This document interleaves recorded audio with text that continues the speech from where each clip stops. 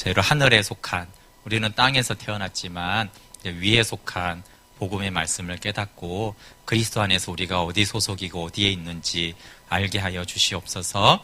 그곳에서 우리의 믿음과 사랑이 시작되게 하여 주십시오. 예수님의 이름으로 기도합니다. 아멘. 네, 요한복음 14장 3절 한번 찾아볼게요. 에베소서와 골로새서는 계속 볼 거고요. 또 한 곳이 요한복음을 보면 좋은데, 요한복음을 복음 생명 캠프에서 생명에 대한 메시지로 많이 들었잖아요. 네, 저도 그 서목사님이 요한복음의 생명에 대한 메시지를 가장 좋아합니다.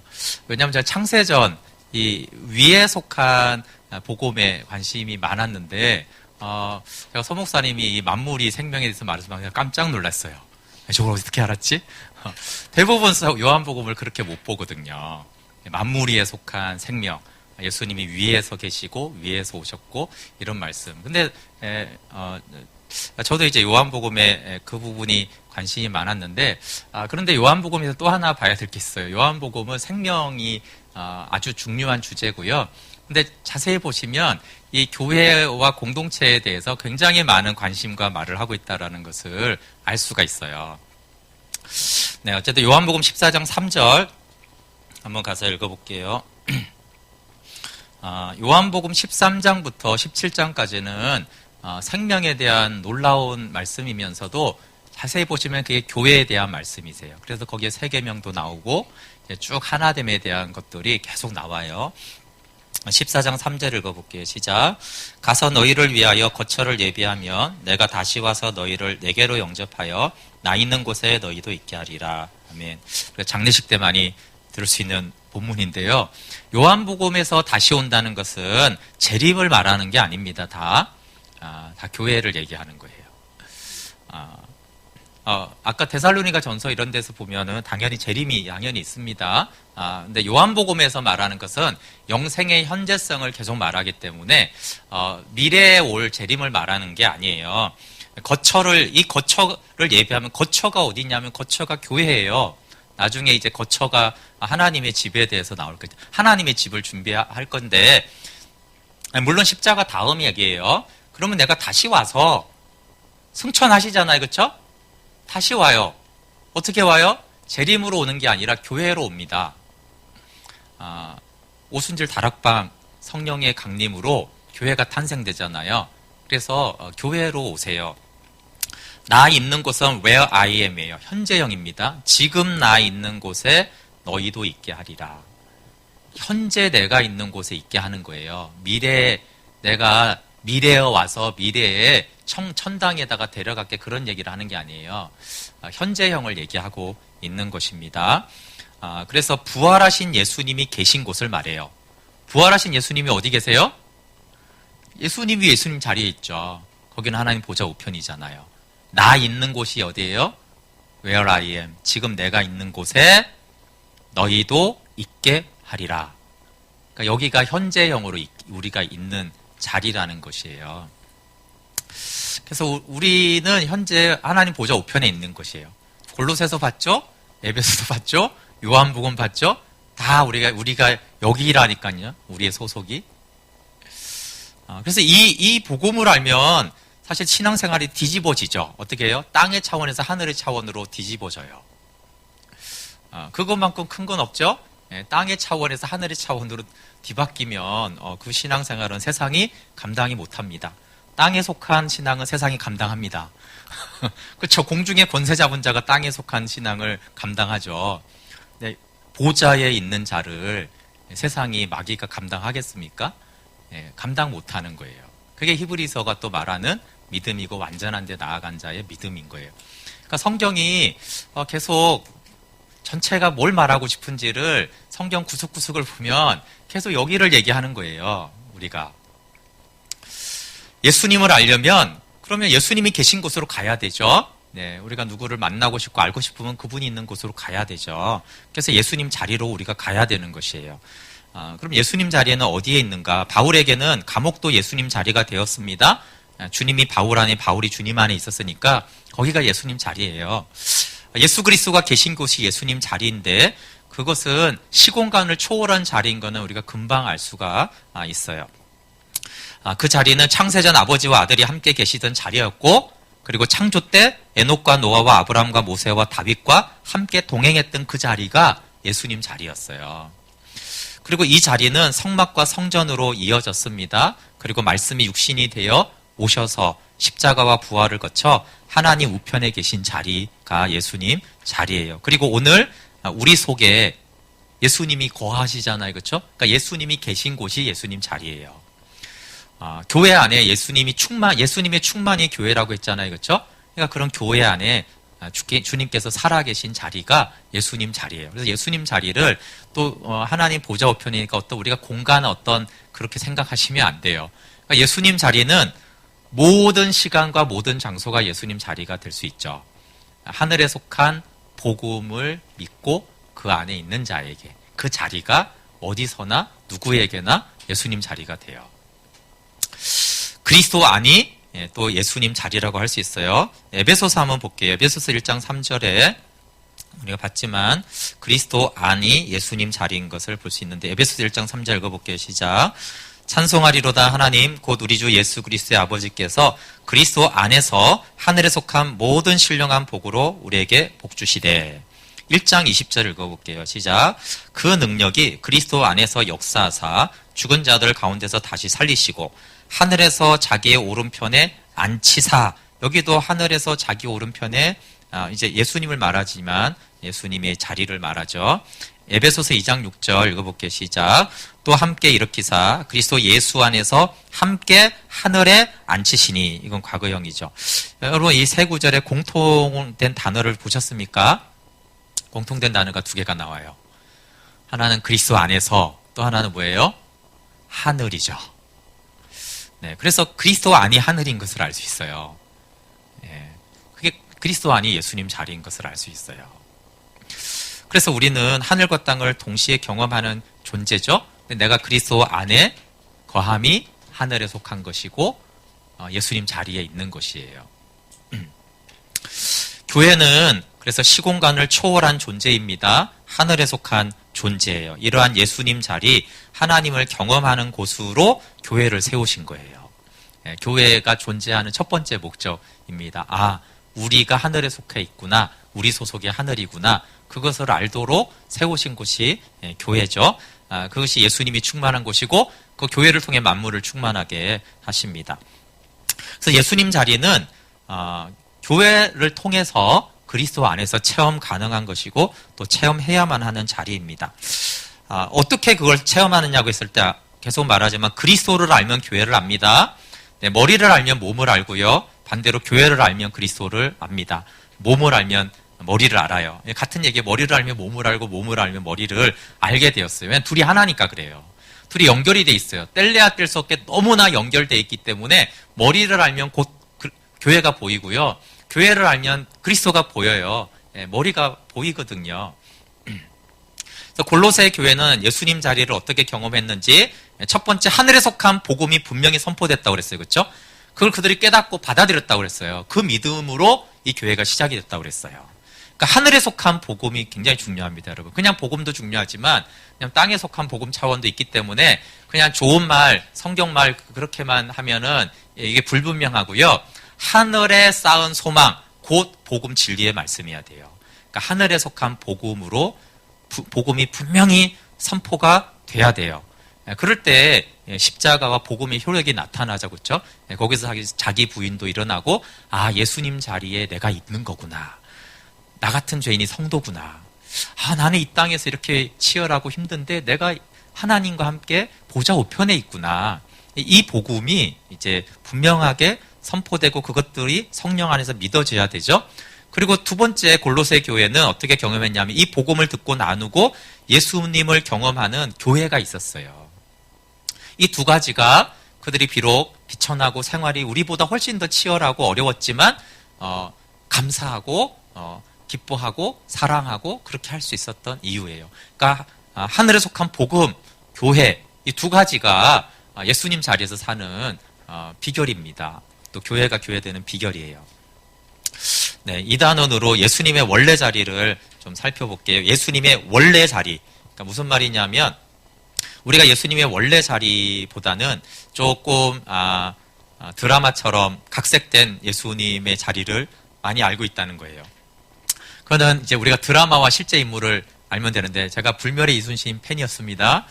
네, 그래서 이순신은 누구예요? 김영민. 이렇게 이제 딱 연상이 돼요. 근데 실제 이순신이 김영민이 아니잖아요. 또 그 드라마처럼 이순신이 다 행하지도 않았을 거고, 그 이제 소설가가 역사를 바탕으로 이제 각색을 한 거잖아요. 그러니까 실제 인물과 드라마의 주인공은 차이가 있어요. 근데 우리는 허주는 누구예요? 네, 정광열이에요, 정광열. 허주는 정광열이에요. 그렇게 생겼을 거야. 왕건은 최수종이에요, 최수종. 대장금은 이영애죠. 이런 차이. 근데 역사적인 실제 인물과 이렇게 약간 이렇게 각색된, 막 무작정 바꾼 건 아니지만 사실 실제는 많이 다르잖아요. 네. 그래서 원래 예수님과 오늘날 우리가 아는 예수님의 차이가, 근데 사실 이런 차이가 있어요. 드라마로 생각하면 뭐 상관없지만, 정말 내가 이순신을 인격적으로 내 생명같이 알아야 된다면 우리가 김영민을 알아서는 안 되겠죠. 진짜 이순신을 알아야 되잖아요. 그냥 우리가 드라마로 재밌게 보려면 우리가 각색이 좀 된 예수님을 알아도 돼요. 근데 사실은 우리가 예수님을 아는 것이 전부고 영원이고 그것이 생명을 걸 만한 일이라면 그런 예수님을 알아서는 안 되잖아요. 그렇죠? 근데 사실 우리가 아는 예수님은 그렇게 어느 정도 꽤 왜곡이 많이 되어 있어요. 그냥 교회 역사 속에서 왜곡이 되어 왔고요. 또 개인의 성향에 의한 차이를 제거해야 됩니다. 그러니까 역사에서의 왜곡, 개인의 성향에 의한 것들을 제거해야 되죠. 대표적으로 기복주의와 율법주의 그것만 있는 건 아니에요. 그러니까 땅에 속한, 땅에서 일어난 것들로 인한 예수님이 실제로 많이 왜곡이 되어 있어요. 그리고 물론 이 땅에 오신 예수님을 통해서 우리가 예수님을 보는 것을 시작하지만 지상에 계신 예수님에서 봐도 약간 왜곡이 일어나요. 왜냐하면 마리아에게서 태어난 예수님을 생각하면서 우리는 그분의 원래 자리가 보좌 우편이었다는 사실을 자꾸 잊어먹어요. 그분의 원래 자리는 여기였죠? 그분이 성육신 하셨어요. 성육신이 원래 자리가 아니라 그분이 원래 여기 자리였고, 심지어 그분은 성육신에서도 본인이 여기 있다라고 얘기를 했어요. 그러니까 우리는 자꾸 근데 이 땅을 거니시는, 저도 이제 예루살렘 이스라엘 가서 좋아하는데, 예수님 이 길을 걸어 다니셨지. 이제 거기서 시작하면 안 된다고. 여기서 시작을 해서 그분이 이 땅에 오셨지. 그게 돼야 되는데 우리는 여기에서 걸어 다니신 예수님을 시작하니까 그게 예수님 원래 자리는 아니죠. 예수님은 시공간이 없는, 지구가 존재하기 전에 그 자리가 원래 예수님 자리였잖아요. 영원부터 영원까지 있는 그 자리에서 그분을 먼저 알아야 되죠. 그게 그분의 오리지널이잖아요. 그렇죠? 네. 그래서 창세전 예수님부터 봐야 됩니다. 바울도 나중에 이것을 깨달았죠. 로마서 16장 25절에 영세전부터 감추었다가, 고린도전서 2장 7절 만세전에 미리 정하신 것이다. 에베소서의 창세전에, 골로새서의 만세와 만대로부터, 디모데후서 1장 9절에 영원한 때 전부터, 베드로전서 1장 20절에 창세전부터. 이런 말씀들은요, 다 무슨 말이냐면 이 사도들이 여기에서 시작을 하고 여기를 알았다는 거예요. 여기는 단순히 이제 부활하신 주님만을 의미하는 건 아니에요.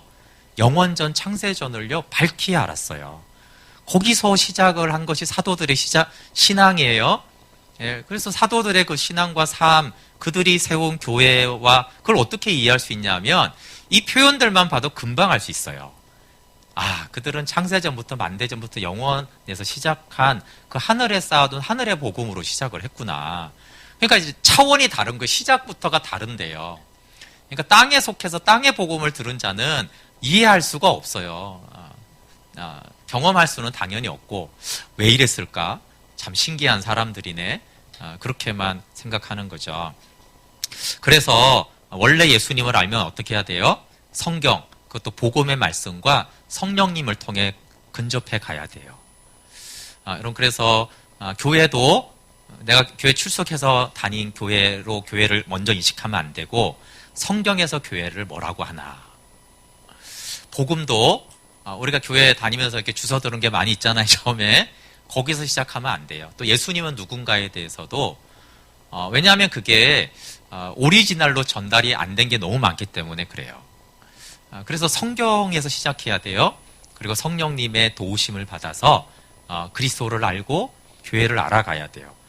그리고 거듭난 자가 누구인지를 알아가야 돼요.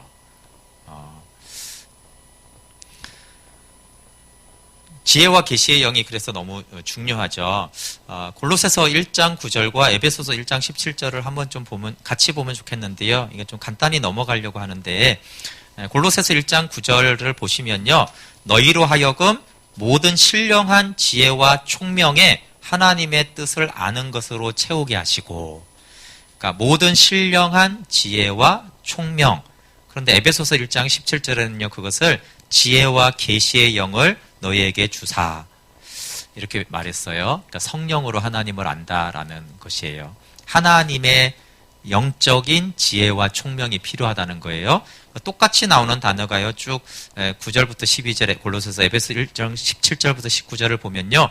하나님을 알게 하시고, 골로새서는 하나님을 아는 것에 잘하게 하시고, 굉장히 표현이 비슷하죠.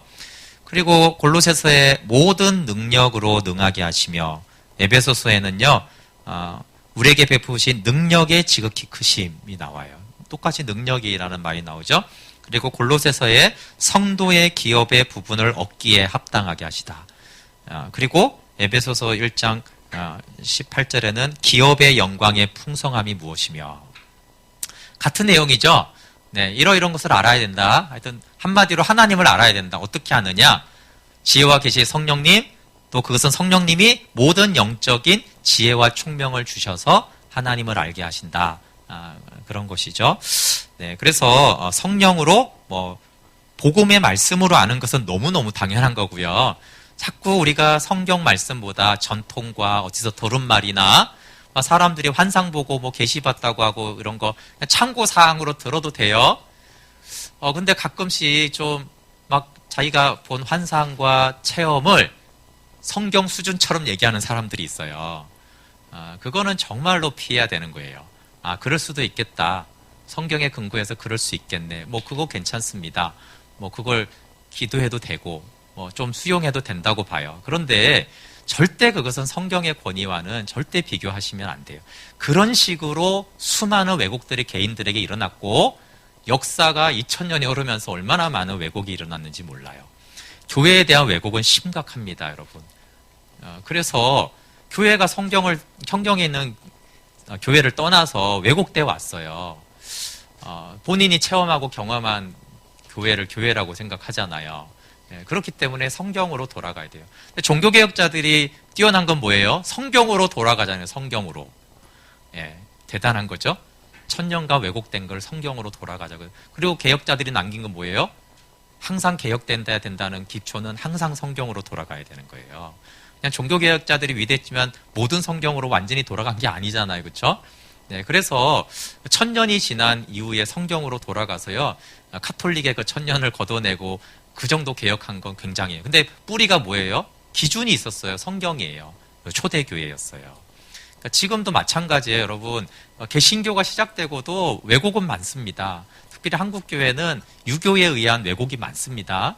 네, 한국교회만 장로교가 가장 많은 거 아시죠? 우리 교도 장로교회고. 미국은 침례교회가 제일 큽니다. 그래서 한국 사람들은 장로교회가 세계에서 제일 큰 줄 알아요. 안 그래 영국 가면 성공회가 크고 독일 가면 루터교가 있고요. 그렇지 않아요. 감리교도. 근데 이제 장로교가 유교랑 잘 맞아요. 침례교가 좀 안 맞습니다.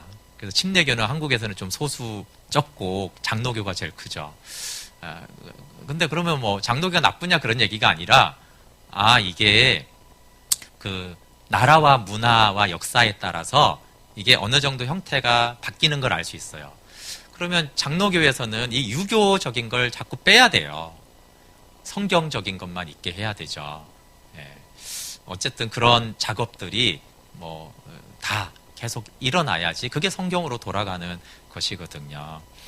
그래서 하여튼 한국 교회는 정말 그 특징입니다. 그래서 성경에는 당연하고요. 그냥 서구교회하고만 비교해도 금방 한국교회의 유교적인 특징을 알 수 있어요. 한국교회는 장로님이 되면 이게 영원직이라고 생각해요. 그래서 원래 은퇴 장로나 명예 장로나 이런 거는 성경에 없고요. 대부분의 서구에 없어요. 은퇴하면 그냥 끝이에요. 우리는 안 되잖아요. 네, 은퇴해도 장로는 장로지. 그러니까 이 직분을 굉장히 유교적으로 생각해요. 근데 유교는 원래 그랬거든요. 한 번 훈장 선생님은 은퇴해도 훈장 선생님이에요. 어딜 감히 훈장 선생님이. 그쵸? 그런 문화가 그대로 그냥 들어왔어요. 그래서 서양 사람들은 장로를 하다가도요, 5년 하다가 내려놓고 집사로 평신도로 생활 잘 합니다. 전혀 상처가 안 돼요. 근데 우리나라는요, 한 번 장로님 했다가 이제 장로 안 하고 이제 평신도나 집사로 하라고 그러면요, 교회 떠납니다, 거의. 견디지를 못해요, 한 교회 안에서. 그게 희한하죠? 그게 성경에도 없고 서구 문화에도 없는 문화인데 그게 유교 문화예요. 여러분, 유교 문화 생각해 보세요. 사또가 이방 밑에서 일할 수 있습니까? 불가능하죠. 사또가 사또 자리를 그만두면 딴 나홀로 가야 되는 거예요. 그냥 평민으로 못 돌아오죠, 사또는. 아니면 명예 사또가 되든지. 그걸 이제 유교 문화는 이걸 못 받아들이는 문화거든요. 그 문화가 교회 안에 그대로 들어와가지고 이게 섬기는 거고 봉사직이고 그런 개념보다는 이게 하나의 어떤 계급처럼 그렇게 이제 되어 있는 거. 또 이제 한국 교회처럼 이렇게 남성 중심적이고 나이 중심적인 교회도 별로 없어요. 이게 다 이제 유교적이기 때문에 그런 것이죠. 네, 성경에서는 그게 차별이 없다고 그랬잖아요, 그렇죠? 유대인이나 헬레나 남자나 여자나 종이나 주인이나 차별이 없어요. 사도행전에 보면 누가 리더가 됐어요? 지혜와 성령이 충만한 자가 기준이에요. 누가 하나님의 지혜죠, 이거는. 하나님의 지혜와 성령이 충만할까를 보고 그 사람을 리더로 세웠어요. 근데 사실 한국교회는 말은 그렇게 하는데 사실은 누가 나이가 많은가, 누가 남자인가, 누가 교회 오래 다녔나, 누가 돈이 많은가 그런 거 따져가지고 이제 대부분 선출이 되죠. 희한합니다. 그거는 그럼 목사 세계는 다른가? 누가 노회장 되고 누가 총회장 될까요? 똑같죠. 우리 알기 어렵지만 그래서 지혜와 성령이 가장 충만한 사람이 누군가? 그 사람 노회장 되고 총회장 돼야 되는 거 아니에요? 그렇게 안 되죠. 어쨌든 그런 것들이 뼛속 깊이 들어와서요. 사람들은 그걸 바꿔야 된다는 생각도 안 해요. 불가능해도 저는 바뀌어져야 된다고 생각합니다. 바꾸려고 해야만 하고. 왜 40대는 총회장 하면 안 돼요? 그쵸? 꼭 60대가 돼야 되나? 하여튼 그렇게 돼 있어요. 정치구조는. 거의 불가능할 것 같지만 성경적이지 않은 것은 항상 개혁을 시도해야 되고 그런 것들이 얼마나 깊이 들어요. 그러니까 예수님에 대한 인식도요. 너무 왜곡이 많이 되어 있고 교회에 대한 왜곡이 많기 때문에 그거는 나쁘다고는 볼 수 없어요. 그렇죠? 그 문화의 영향을 받고 이제 선교할 때도 그 문화를 이해해줘야 되거든요. 그러니까 그렇게 돼서 우리는 너무 잘못됐다 이런 얘기를 하는 것이 아니라 그게 선교가 되고 그렇게 형성될 수밖에 없어요. 교회는. 그러니까 영적으로 어린 나이에서 근데 장성한 자로 자라가듯이 한국교회 선교사님들이 그렇게 한 거 저는 잘했다고 보는 거예요. 그걸 비판하는 게 아니고요. 그러나 그건 이제 교회 초기잖아요. 그렇죠? 초기에 선교사님이 들어와서 그 문화를 배척하면 안 되는 거예요. 그러니까 유교 문화를 당연히 수용해야죠. 남녀 이런 것들도 수용해야 되는 거예요. 어느 정도 차별이 우리 조선시대에 있었잖아요. 그렇지만 그게 이제 초기 교회라면 이거 장성한 분량으로 자라가라는 건 뭐예요? 그런 문화적이고 역사적인 왜곡들을 걷어내고 정말 그리스도만 아는 그리스도만 충만한 하늘의 복음으로 된 교회로 자라가야 되죠. 그래서 개혁된 교회는 계속 개혁돼야 되고 선배들을 비판할 문제가 아니라 우리가 계속해서 교회의 본질로 돌아가는 것이죠. 그래서 초기 선교사님들 잘못한 게 아니고요. 그렇게 선교한 것만 해도 대단한 거죠. 우리 같으면 그런 조선 땅에 왔겠어요. 그것만 해도 훌륭한 거예요. 다만 그렇게 시작한 한국교회가 유교로 굳어져 가고 조직화되고 세속화되는 것이 아니라 더 복음 안에서 교회됨으로 몸된 교회로 장성한 분량으로 자라가야 될 사명이 이제 그 후배들에게 이제 남겨진 것이고 그걸 우리가 해야 되는 것이죠. 네, 여기서 지혜와 계시의 영을 좀 설명할 것은 간단하게 교회가 너무 학문에 오늘날 너무 약합니다. 정신으로 아는 걸 영으로 아는 것을 착각해요. 지식과 학문은 매우 유익하지만 주의해야 될 것이 있습니다. 그럼 타락이 어디서 왔습니까? 선악을 알게 하는 나무 열매예요.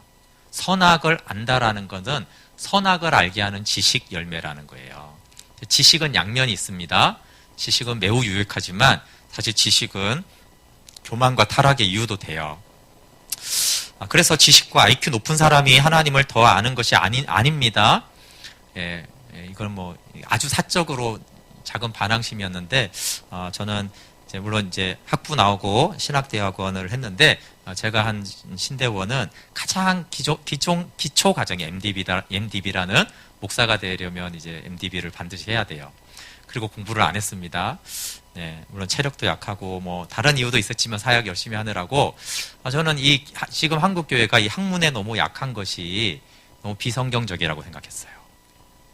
웬만한 사이즈 있으면 이력서에 박사학위 들어가야 됩니다. 없으면 이력서에 뺍니다. 성경적입니까? 성경 어디에도 그런 게 없는데, 오늘날에는 목회자를 청빙하는 조건에 성경에 전혀 근거하지 않는 게 들어와요. 제 거의 친구들이나 제가 일산충충교 있을 때 부교육자들이 거의 다 MDB 다음에 하는 게 THM이라는 석사 과정이에요. 그리고 이제 박사 과정 종류가 되게 많은데, 다 THM을 했습니다. 저만 안 했어요. 저는 THM 석사 학위가 없어요. 박사는 당연히 없고. 근데 좀 그게 속상했어요. 공부 많이 하는 거 좋은 일입니다. 저도 부럽습니다. 근데 왜 교회는 공부 많이 하는 사람을 뽑을까요? 박사 학위 있는 사람이 영적인 사람인가요? 희한해요. 그런데요, 서류에 받아주질 않아요. 그래서 저는 그런 교회를 안 가기로 처음부터 결정을 했어요. 신대원 때. 그런 비성경적인 교회 자체를 어떻게 한 교회에 그래도 작은 목자, 예수님 대목자 목자를 뽑는데 그걸 학문의 IQ로 그걸 뽑느냐. 그럼 베드로가 똑똑했어요? 예측하기로는 예수님의 제자들 중에 한 2명 정도만 글을 읽을 수 아는 거라고 생각해요. 야고보와 요한 정도가 좀 집안이 약간 괜찮았던 것 같아요. 일반 어부들은 글을 못 읽었습니다. 그 시대 때. 사도들의 대부분은 문맹인들이었어요. 그러면 똑똑한 사람 없었어요? 그 시대 때? 아니죠. 사도 바울, 바리새파, 바리새인들, 서기관들은 쓰고 읽고 가르치는 게 전문가인데 박사학위들이잖아요. 예수님이 언제 그런 기준으로, 학문을 기준으로 제자들과 사도들을 교회에 털을 놓게 했어요. 근데 우리는, 여러분, 그게 지금 한국교회 문제가 별로 안 됩니다. 저희 교회도 다음 목회자 뽑을 때 그런 거 뽑으면, 너무 가슴이 아플 것 같아요. 왜 그럴까요? 하여튼 그런, 얘기가 길어졌는데, 교회 얘기해야 되는데, 근데 이게 다 교회가 왜곡돼서 그래요. 교회가 예수님으로 충만한 교회가 여기에 속한 교회가 되려면, 물론 그런 목회자가 찾기 어렵겠지만 다른 어떤 기준으로, 그러나 그 사람이 예수로 충만한가? 그렇죠? 만약에 어떤 이전의 경력과 사역이 있다면 몸된 교회를 세운 어떤 경험이 있는가? 그런 걸 봐야 되지 않겠어요? 근데 오늘날에는 거의 딱 2가지입니다. 학력과 설교예요. 학력은 박사학위, 특별히 유학파는 더 좋겠죠? 학문하고 여기 자리에 교회가 있게 하는 게 무슨 상관이 있어요? 아무 상관이 없어요. 2번째, 설교. 설교 중요하죠? 네, 그렇죠. 설교로 사람들 안 변한다고 그랬죠? 설교로 사람들 안 변합니다. 근데 오늘날의 담임 목회자를 학력, 거의 학력, 물론 이력에 이제 그것도 보죠. 근데 설교예요. 물론 이제 좀 더 보면 어떻게 사역했나 이런 것도 보긴 봅니다. 근데 그 어떻게 사역했나도 주로 교회를 성장시켰나. 그쵸. 그런 쪽으로만 보지. 정말 하늘에 속한 복음이 이분에게 선포되고 있는 것인가. 이런 것들, 복음과 골로새 교회에 있었던 2가지 있잖아요. 그쵸.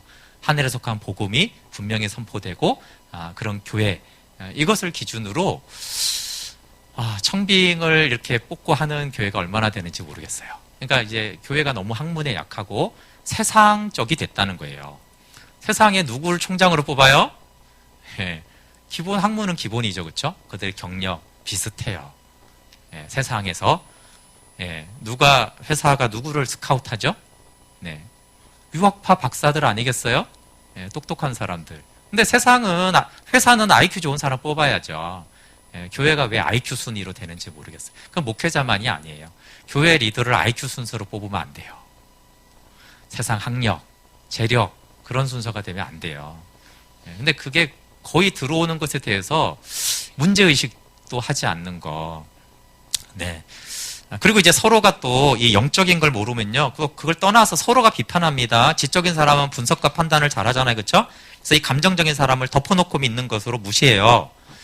근데 또 감정적인 사람은 눈물이 많고 감동을 잘 받잖아요. 그렇죠? 그 지적인 사람이 너무 강팍해 보인다고 비판해요. 저 강팍한 것들. 그래서 네, 의지적인 사람은요. 결단을 잘하는데 사실 무모해 보입니다. 말은 앞서가고 삶이 안 받쳐주는 경우가 많죠. 그래서 지정의가 다 다른데 이게 다 혼의 영역이거든요. 그러니까 다 혼적인 어떤 특성에 따라 서로가 비판하고 판단하고 무시하고 이런 영으로 성령으로 안다고 했잖아요. 그렇죠? 그래서 그것들을 좀 그게 이제 어떻게 하나님을 아는 것인가. 우리가 자꾸 혼으로 하나님을 안다고 생각하기 때문에 학문에 약하고 또 어떤 사람들은 이제 감정으로 하나님을 안다고 생각해요. 그러니까 이제 은사주의나 이런 쪽 체험 많이 하는 사람들이 또 영적인 사람인 줄 알고, 그렇죠? 보통은 지적인 사람 학문 쪽으로 가고, 그러니까 의지적인 사람 뭐예요? 결단하고 일단 행동하고, 그냥 그게 신앙이 좋은 줄 알아요. 교회 와서 막 일을 죽도록 많이 하는 사람. 그게 다 혼적일 수 있어요. 혼적일 수 있어요. 그게 다 또 영적이지 않다는 얘기를 하는 게 아닙니다. 혼으로 아는 것은 필요합니다. 다만 영의 지배를 받는 혼이어야 돼요. 성령의 지배를 받는 혼의 역할은 지식이든 정서적인 거든 결단이 중요합니다. 근데 영적인 것이 빠진 상태에서도 그런 것들이 얼마든지 할 수 있다는 거예요. 네, 지식과 논리는 진리를 결론 삼을 때, 또 지식이 진리를 순종할 때 그건 유용하죠. 박사학위가 아니라 박사학위만큼 공부한 대로 다 순종하면 훌륭한 분이겠죠. 그렇죠? 근데 그냥 순종은 안 하고 하기만 있어. 그거하고 무슨 상관이 있어요? 하나님을 영으로 아는 거하고 상관없죠. 순종이 없는데. 네, 영적 체험과 은사를 하나님 중심으로 사용해야 되는데, 영적 체험과 은사, 감정 중인 사람은 또 그걸 막 자기의 만족과 그렇게 사용하는 것들은 굉장히 영적인 유학인데, 체험이 많으면 또 그게 영적이라고 이제 착각하는 경우가 있어요. 그래서 혼이 영으로 아는 것을 도울 때 예수님만 바라보고 생각합니다. 그러니까 이 혼이 지식과 의지와 감정이 하나님만 바라보고 여기를 찾고 구하게 하면 그 혼적인 작용은 좋은 거예요. 근데 여기를 바라보지 못하게 하는 지식과 감정과 체험과 의지는요, 아무것도 무익해요. 근데 그걸 분별할 수가 있어야 돼요. 개인적으로는 18절에 보면은 마음 눈을 밝히사, 사랑의 관계성에 의해서 알고 믿어야 되는 거. 마음은 관계를 하는 도구거든요. 그 마음 눈이 밝혀져라는 것은 하나님과의 관계성에 의해서 하나님을 알고 믿어야 된다는 것입니다. 그리고 에베소서 4장 13절 14절에는 교회로서 예수님을 알아야 된다라고 그랬어요. 아까 말했죠. 그럼 교회로서 예수님을 아는 것은 완전한 것은 어렵지만 이게 막연한 게 아니에요. 저는 한국 교회도 그렇고 저도 그렇고 교회로서 예수님을 아는 아주 그 기본적인 시작은 제가 이전에는 이제 청년부 사역을 오래 했는데 제가 나름 그 작년부보다는 청년부를 선호한 이유가 있어요. 작년부는 정말 예의가 바릅니다. 밥도 잘 사주고 특히 권사님, 할머니 권사님들은 엄청 잘해줍니다. 용돈도 가끔 주시고. 그런데 제가 이제 작년부 사역을 할 때는 예를 들면 권사님들 오랫동안 신앙생활 하시고 수십 년 기도하시고 모든 예배에 참석하시고, 그런데 항상 권사님들은 저에게 말씀을 듣고 제 기도를 받기를 원하세요. 한 번도 목사님의 기도 제목은 뭐예요? 물어보질 않으세요. 이게 서로 사귐이 있다라고 생각을 하지 않고 목사로부터 뭔가를 받아야 된다고만 생각을 해요. 그리고 사실 받고 되게 또 잘해주세요. 근데 잘해주는 게 영적인 게 아니고요. 그거 주로 이제 외적인 걸로 잘해주세요. 근데 저는 너무 이제 귀하신 분들인데 이게 교회로서 머리를 알기 너무 어려운 구조구나. 근데 어른들 중에서도 가끔 있는데 청년들은 이제 도안이면 뭐거든요. 청년들은 뭐 아주 버르장머리였고 아무 생각이 없고 세속적이던가 아니면 정말 하늘에 속한 복음을 알면요 이렇게 가치관이 확 뒤바뀌거든요. 그러면은 제가 뭐가 좋냐 하면 사귐이 돼요. 이렇게 나눔을 하잖아요. 그럼 굉장히 도전이 될 때가 많아요. 그 청년의 믿음을 보고 제가 그게 이제 영적으로 꼭 완전히 자라서가 아니라 그 어린아이 같이 순전하게 하나님을 알아가고 자신의 삶을 드리는 걸 볼 때 거기서 사실 생명이 흐르거든요. 그럼 제가 도전이 되고 제가 회개가 돼요. 주님 제가 저렇게 순전하게 주님을 따라야 하는데 그런 게 교회로 몸으로서 그리스도를 머리를 아는 출발점이에요. 근데 이제 대부분의 교회는 목회자가 성도들 때문에 하나님을 잘 알지 못하죠. 근데 그 순간이 뭐냐면 그 청년의 나눔을 통해서 제가 그리스도를 아는 시간이에요. 머리를 알게 되죠, 제가. 근데 이제 그게 안 되는 교회, 심지어 또 성도들끼리도 그게 안 되면은, 이제 이 교회는 몸으로서 그리스도를 아는 걸 전혀 모르는 거예요. 그러니까, 물론 필요한 부분은 있지만, 목회자들이 그래서 자꾸 세미나를 갑니다. 교회에서 더 이상 그리스도를 알 수가 없어. 자기가 성경 보고 연구하고 묵상하는 것 외에는 교회에서 그리스도를 알 수가 없다니까요. 자꾸 밖에 나가서 그리스도를 알라고 목사님도 한 사람의 개인이고 또 목회를 하려니까 그런 현상이 나타나요. 그러니까 그런 필요가 아닌 세미나는 사실은 필요한데 그건 좀 이 성경에서 보면 좀 이 비참한 교회 현실이에요. 몸으로서 그리스도를 알면은요 영적인 필요 때문에 딴 데를 갈 필요가 없어요. 원래 너무나 충만하고 풍성하기 때문에. 근데 성도들이 아무리 많아도 거기서 그리스도를 먹을 수가 없는데 어떻게 해요? 그리스도를 먹는 유명한 사람이나 대단한 사람들의 영향을 받으려고 하는 거예요. 교인들도 마찬가지예요. 교회 안에서 그리스도를 먹고 몸으로 그리스도를 아는 게 되잖아요. 그러면 물론 다른 데를 들어도 돼요. 근데 그게 막 영적 갈급함 때문에 듣는 게 아니고 어떤 다른 도구나 필요 때문에 이렇게 다른 것을 이제 사실 듣는 것이 되는 거예요. 그래서 몸으로서 그리스도를 알아야 돼요. 그리고 그 성도들이 많이 착각하는 것이 있는데, 그래서 하나님은 절대 목사에게 그리스도 머리를 계시하지 않습니다. 전부를. 이게 이제 가장 큰 그 오해라고 생각해요. 하나님은 몸으로서 머리를 알도록 하셨기 때문에 저도 몸의 한 지체지 담임 목사가 몸이 아니에요. 절대. 담임 목사도 몸의 지체인데 다만 중요한 마디인 건 맞아요. 그렇지만 지체에 불과해요. 그래서 저는 예수님을 알 수가 없는데 왜 그러냐면 머리가 한 지체에게 모든 걸 계시해 주지를 않아요. 그래서 하나님이 야 너는 담임 목사니까 머리인 나를 다 계시해 줄게. 네가 다 가르쳐라. 그러면 좋죠. 그럼 여러분 제 얘기만 들으면 돼요. 근데 성경의 원리 자체가 몸이 머리를 알도록 되어 있어요. 그게 하나님의 경륜이기 때문에 하나님의 목적과 뜻이기 때문에요. 목회자에게 일부분만 계시하세요. 목회자에게 뭘 계시하세요? 하늘에 속한 복음만 계시한다고요. 그걸 전하게만 하는 것이지 그리스도를 다 알지를 못해요. 그러니까 제가 아는 모든 걸 듣지도 못하셨지만 그렇죠? 제가 아는 설교를 다 듣지도 못했잖아요. 제가 하지 않은 성경 공부도 있어요. 아직도 우리 교회에서. 그러니까 다 못 들었죠 어차피. 근데 제가 아는 모든 걸 100% 여러분이 다 알아서 또 저처럼 안다고 해도 그리스도를 다 몰라요. 왜냐하면 교회가 몸이 그리스도를 알게 해서 그래요.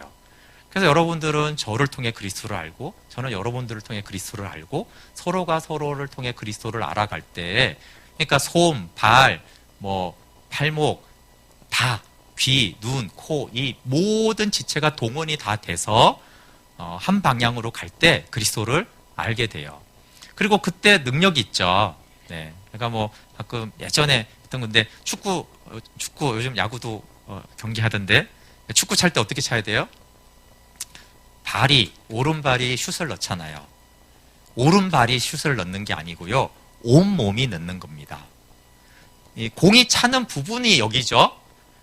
근데 이렇게 온몸은 다른 몸은 안 움직이고 다리만 이렇게 해가지고 골 넣습니까? 이거 못 넣습니다. 이거 맹군하는 짓이지. 이게 뭡니까? 심형래 펭귄 하는 것도 아니고 이게 뭐예요 이게.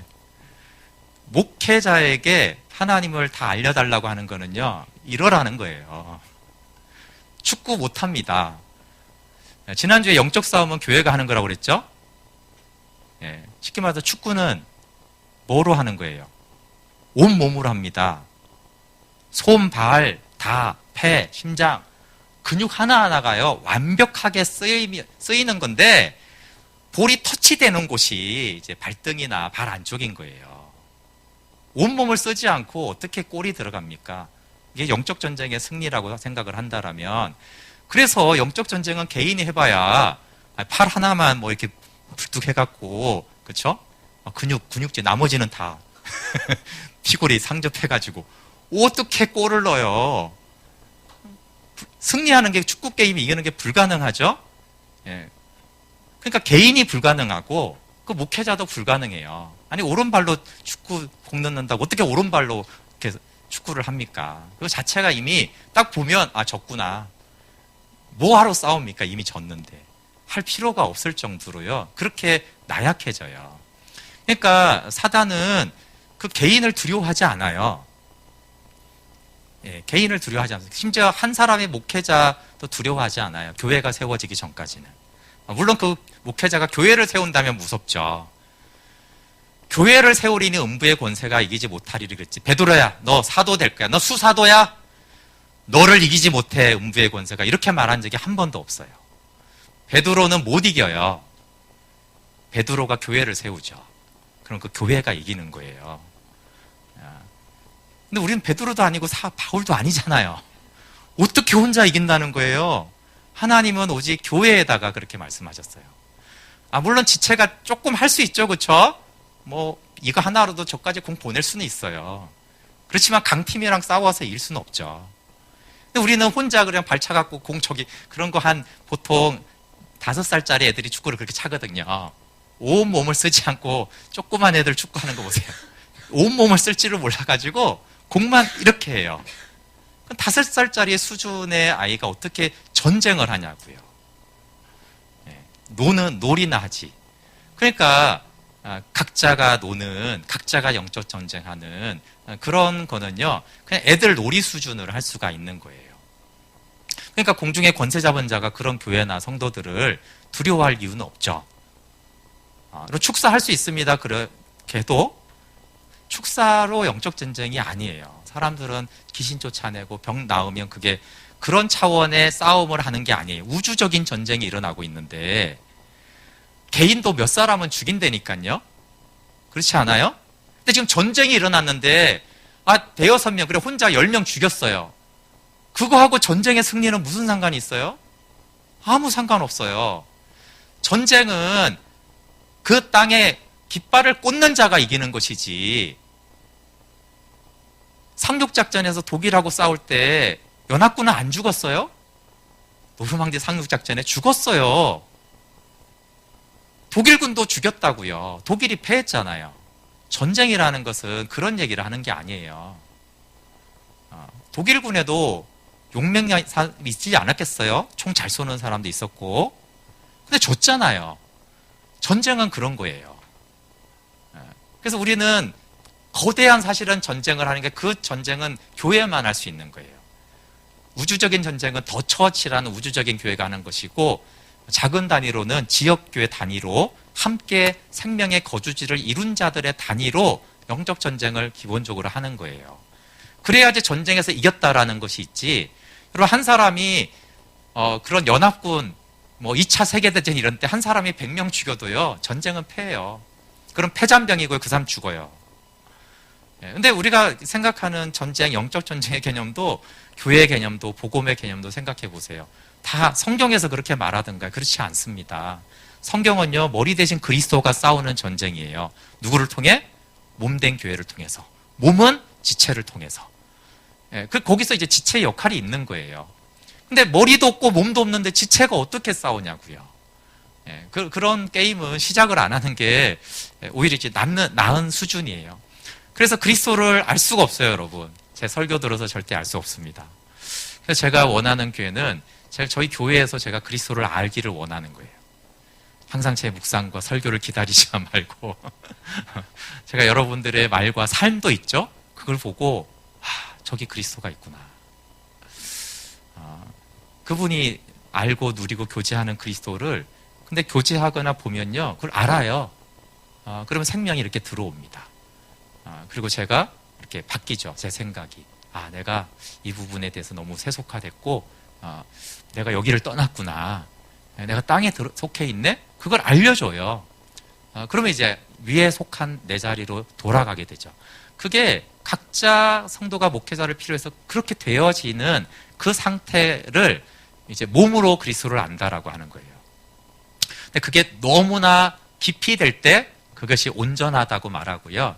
근데 그것이 적어도 시작이 돼야지 몸된 교회로 가고 있다. 그렇게 돼요. 그런데 오늘날 많은 교회 목회자들이 교회에서 그리스도를 알지 못해요. 자기 혼자 성경 보고 연구하지. 좀 안타까운 일이에요. 그러니까 몸으로서 아는 교회가 안 되니까 그거는 목회자도 어쩔 수가 없는 영역이 돼버린 것이에요. 몸으로서 교회를 아는 차원이 되어야 합니다. 그러면 예수님이 계신 곳으로 가야겠죠. 위의 것을 찾고 생각하라. 히브리서 12장 2절에는 예수를 바라보자 그분은 보좌 우편에 앉으셨느니라. 여기 계신 예수님을 바라보라는 얘기예요. 시공을 초월하시는 예수님. 예수님을 더 잘 알려면 예수님의 원래 자리를 알아야 되죠. 우리 골로새서 1장 16절 17절 한번 볼게요. 골로새서 1장 16절 17절. 예수님의 원래 자리를 보려고 하는 거예요.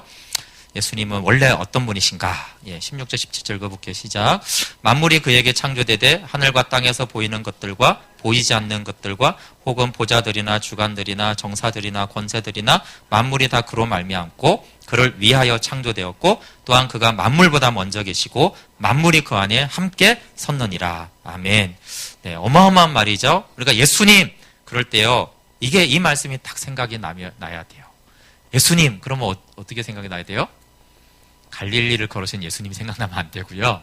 그분도 알아야 되지만 이게 예수님의 원래 자리고 원래 모습이에요. 또 어떤 분이세요? 창조주죠? 창조주예요. 그리고 만물은 예수님을 위해서 창조됐어요. 그리고 만물이 어디 있어요?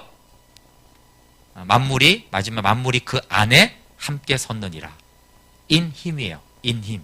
만물이 예수님 안에 있어요. 그 만물은 어떤 거예요? 보이는 것과 보이지 않는 모든 것이 다 예수님 안에 있어요. 여러분 우주 만물 측량할 수 없이 엄청나게 큰 이 우주 만물은요. 예수님 안에 일부분밖에 되지 않는다는 거예요. 그렇게 어마어마한 분이 머리 대신 예수님이라고요. 만물이 그에게서 창조되대도 in 힘으로라고 해야지 의미상이 맞아요. 그러니까 예수님에 의해 창조됐지만 예수님 안에서 만물이 창조돼서 그 창조물은 다 예수님 안에 있어요. 엄청난 분이시죠? 보이는 우주 만물과 보이지 않는 모든 영적 존재들까지도 그 안에 있습니다. 그만큼 예수님은 광대하시고 크신 전능하신 여호와 하나님이세요. 당연히 시공을 초월하시죠? 시공을 창조했으니까, 시간과 공간을 창조했으니까 시공을 초월해 계십니다. 그리고 시공간을 당연히 다스리시죠. 또 시공간 안에도 있죠. 어느 장소, 어느 시간에서나 문만 열면 그래서 예수님 자리로 갈 수 있는 거예요. 이것이 신앙생활의 열쇠입니다. 그리스도 안에 있으므로 예수님의 자리가 곧 우리의 자리예요. 창세전 하나님의 본체 부활하여 영광 중에 계신 예수님께 가야 됩니다. 그래서 내주하신 예수님은 지상을 거니신 예수님이 아니시고 부활하여 하나님 보좌 우편에 앉아 계신 분이 우리 안에 사시는 거예요. 그래서 창세전에 예수님께로 우리가 가야 됩니다. 그분이 원래 첫 자리를 알아야 되죠. 창세전 사랑의 관계가 있었어요. 지금도 시공간을 초월해서 사랑의 교제 가운데 성부, 성자, 성령 하나님은 계시죠. 우리를 그곳으로 초청하셔서 그 영광을 우리도 보고 체험하기를 하나님이 원하세요. 그래서 우리도 예수님의 원래 자리로 가서 영광스러운 교제에 참여해야 됩니다. 그 영광스러운 교제에 우리를 꼽사리 껴주셨어요. 들어오게 해주셨죠. 이것이 하나님의 경륜이고 하나님의 계획이고 하나님의 창조의 목적입니다. 네, 성경의 엑기스인 우리 요한복음 17장만 보고 점심시간 가질게요. 요한복음 17장 너무너무 중요한 곳입니다. 예수님과 아버지가 단둘이 대화한 내용이죠. 제자들에게 가르친 내용이 아니에요. 못 알아들으니까. 예수님이 아버지께. 그래서 여기는 창세전 계획과 영광이 다 나와 있어요. 그런데 복생을 할 때는 여러분 이제 생명의 관점으로 이걸 봤는데 여기서 이제 교회의 관점으로 보면 이게 교회에 대한 말씀인 걸 알 수 있어요. 네, 17장 5절 읽어볼게요. 시작. 아버지여 창세전에 내가 아버지와 함께 가졌던 영화로서 지금도 아버지와 함께 나를 영화롭게 하소서.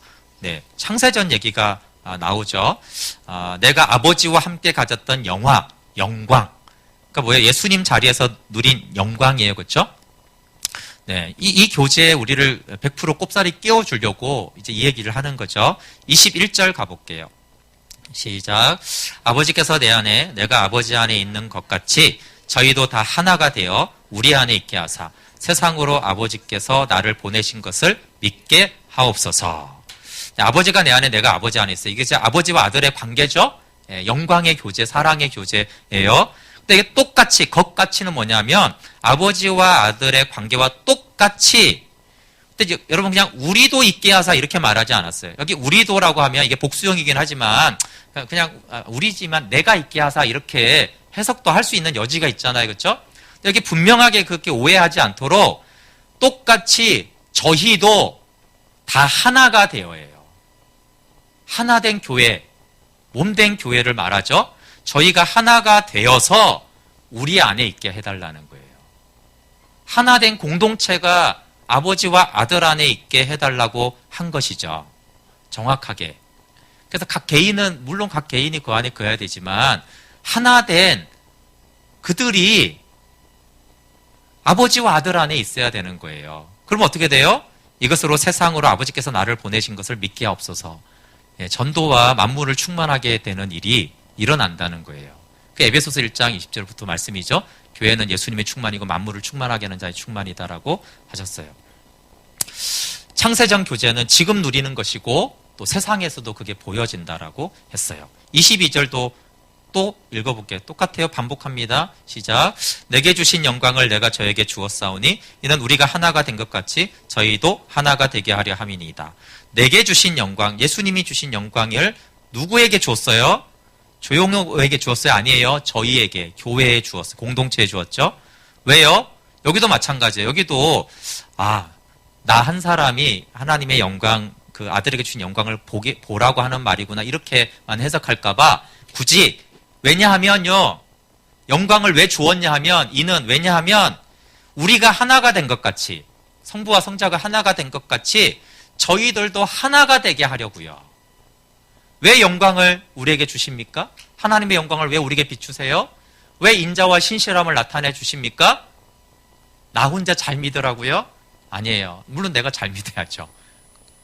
잘 믿어서 저희가 하나가 되게 하려고 하나님의 영광을 그 인자와 신실하심을 나타내 보이는 거예요. 목적지가 하나됨이에요. 하나됨. 아버지와 아들이 하나이듯 우리가 하나가 되는 거. 불가능할 것 같잖아요. 어떻게 아버지와 아들의 그 영광스러운 하나됨을. 그런데 예수님은요. 그 하나됨이 되는 거예요. 비결은 뭐예요? 그 영광을 우리가 봐야 되죠. 함께. 그 영광을 보면 영광 안에서는 그렇게 하나가 교회가 될 수 있습니다. 그래서 아들이 우리에게 그 영광을 주신 목적지는 저희도 하나가 되게 하려는 거예요. 그럼 이 교회의 하나됨이 뭐예요? 그리고 이것은 하나님의 경륜의 격가지가 아니고 이 교회의 하나됨은 창조와 복음과 경륜의 목적이에요.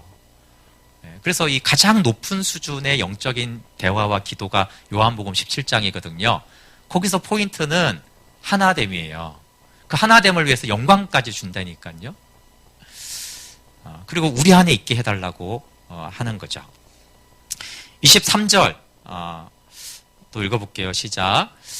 곧 내가 저희 안에 아버지께서 내 안에 계셔 저희로 온전함을 이루어 하나가 되게 하려 함은 아버지께서 나를 보내신 것과 또 나를 사랑하신 같이 저희도 사랑하신 것을 세상으로 알게 하려 함이로소이다. 아멘.